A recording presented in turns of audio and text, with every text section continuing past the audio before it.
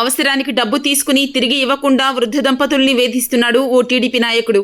అనంతపురం నగరంలోని వేణుగోపాల్ నగర్ కు చెందిన టీడీపీ నాయకుడు నాగరాజు ఖాజానగర్ కు చెందిన గోపాల్తో 2023 జూన్లో 10 లక్షల రూపాయలు డబ్బు అప్పు తీసుకున్నాడు. అయితే ఆ రోజు నుంచి అసలు వడ్డీ ఇవ్వకుండా వారిని వేధిస్తూ ఉన్నాడు. ప్రస్తుతం గోపాల్ దంపతులకు వృద్ధాప్యం మీద పడటం, ఉడిపిలో స్థిరపడటం జరిగాయి. ఈ క్రమంలో వారు డబ్బు కోసం ఫోన్ చేస్తే నాగరాజు అస్సలు స్పందించకపోవడంతో ఉడిపి నుంచి ఆ దంపతులు వచ్చారు.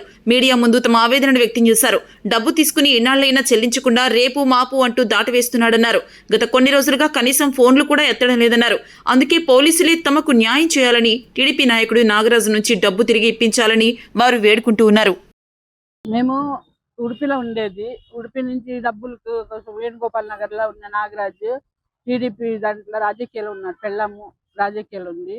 మా డబ్బుల కోసం మేము తిరగాలంటే మా ఆయనను పిలుచుకొని రావాలంటే కొంచెం స్ట్రోక్ వచ్చింది మనిషికి. పిలుచుకొని రావాలంటే నాకు చాలా ఇబ్బంది అవుతుంది. అందుకని మాకు డబ్బులు కావాలి. డబ్బుల కోసం మాకు తిరిగే కాదు. ఫోన్ చేస్తే ఫోన్ ఎత్తడం లేదు. ఏమో ఫోన్ చేసిన దానికి ఏమో ఆన్సర్ ఇవ్వడం లేదంటే ఎప్పుడు మీకు వాయిదాలు చెప్పేది కదా. ఇప్పుడు ఏమో ఫోన్ చేసినప్పుడు వాయిదాలు ఏం చెప్పేది లేదు. ఒకసారి డబ్బులు ఇచ్చి మాట్లాడతామని నేను ఫోన్ ఎత్తడం లేదంటాడు.